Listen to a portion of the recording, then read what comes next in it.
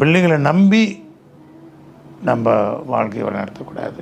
பெற்றோர் பிள்ளைகள் நட்புறவில் பிள்ளைங்களை வளர்க்குறது எதிர்பார்ப்பு வச்சு மட்டும் பிள்ளைங்களை வளர்க்காதீங்க. எதிர்பார்ப்புடன் பிள்ளைங்களை வளர்த்திங்கன்னா பெரிய அளவுக்கு ஏமாற்றம் விளைவிங்க.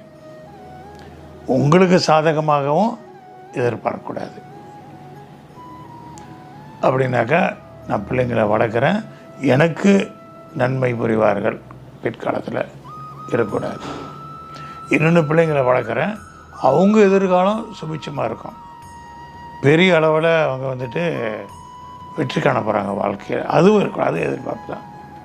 எந்த எதிர்பார்ப்பும் இருக்கக்கூடாது.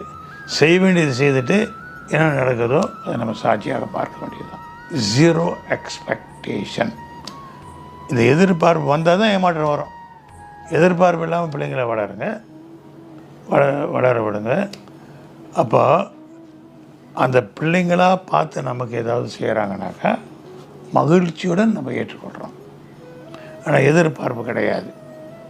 அவங்க செய்யலைன்னு சொன்னாக்கா அவங்க சந்தோஷமாக இருந்துட்டு போட்டோம். அந்த நிலைக்கு நம்ம வரணும். உங்கள்கிட்ட போதுமான பணம் இருந்தாங்க கொடுங்க.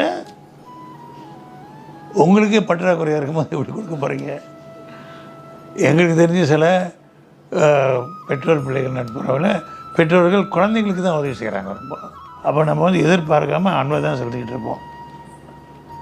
அன்பை செலுத்த அந்த பரவசத்தில் பிள்ளைங்களும் யோசிப்பாங்க, அந்த பெற்றோருக்கு நமக்கு எதாவது செய்வோமே அப்படின்ட்டு. அதனால்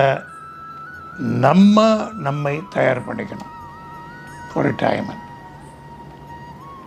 பிள்ளைங்களை நம்பி நம்ம வாழ்க்கையை நடத்தக்கூடாது.